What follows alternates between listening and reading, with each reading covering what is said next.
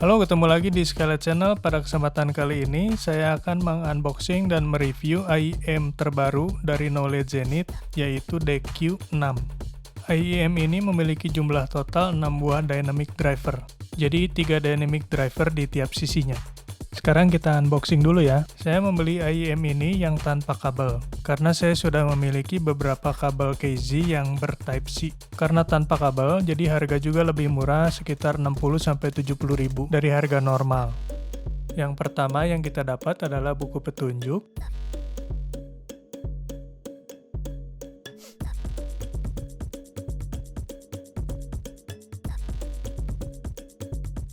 Yang kedua adalah kartu garansi. Yang ketiga, silikon earpiece berjumlah 4 pasang dengan ukuran S-nya 1 pasang, M-nya 1 pasang, dan L-nya 2 pasang. Dan yang keempat, unit IEM-nya sendiri. Saya membeli yang faceplate-nya berwarna silver dan shell-nya berwarna clear atau bening. Kalau dibandingkan dengan ZS10 Pro, IEM ini terasa bulky atau tebal.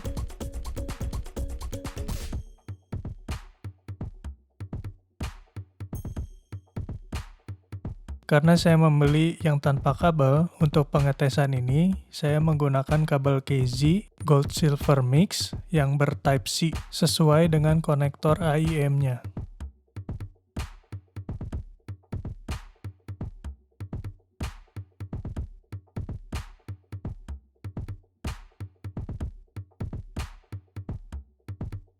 Pada bagian faceplate-nya, IEM ini menggunakan bahan zinc alloy. Di faceplate-nya terdapat logo KZ dan lubang ventilasi. Dan konektornya bertipe C dengan standar KZ, pin berukuran 0,75 mm.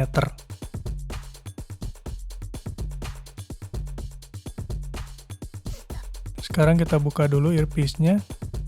Di bagian nozzle-nya terdapat cekungan untuk mengunci earpiece, dan nozzle-nya berbahan logam dengan grill pelindung kotoran.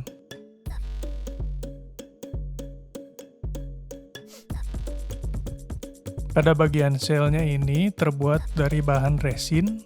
IEM ini bentuknya seperti custom IEM dengan lekukan-lekukan yang mengikuti bentuk telinga kita. Pada bagian shell-nya ini terdapat sambungan-sambungan resin yang kalau kita raba terasa sambungannya. Di telinga saya, fitting IEM ini cukup baik dengan isolasi noise dari luar yang sangat baik.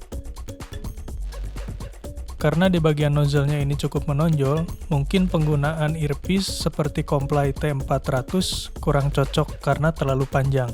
Saya sarankan untuk menggunakan earpiece yang ukurannya tidak terlalu panjang.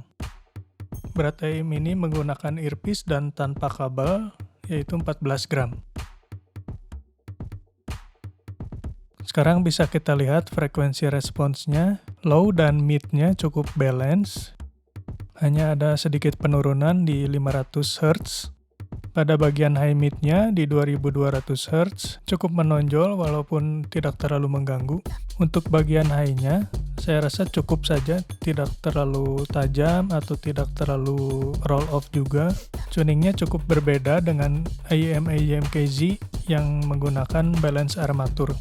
Buat saya yang paling menonjol di IEM ini adalah di frekuensi low-nya, di bass dan sub-bass-nya.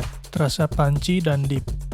Karena pendengaran tiap orang berbeda-beda, silakan kamu coba sendiri IEM ini. Dan untuk catatan, diagram frekuensi respons tidak bisa kita gunakan untuk menilai kualitas suara dari IEM atau headphone. Diagram frekuensi respons hanya kita gunakan untuk referensi range dari frekuensi yang dihasilkan IEM atau headphone tersebut.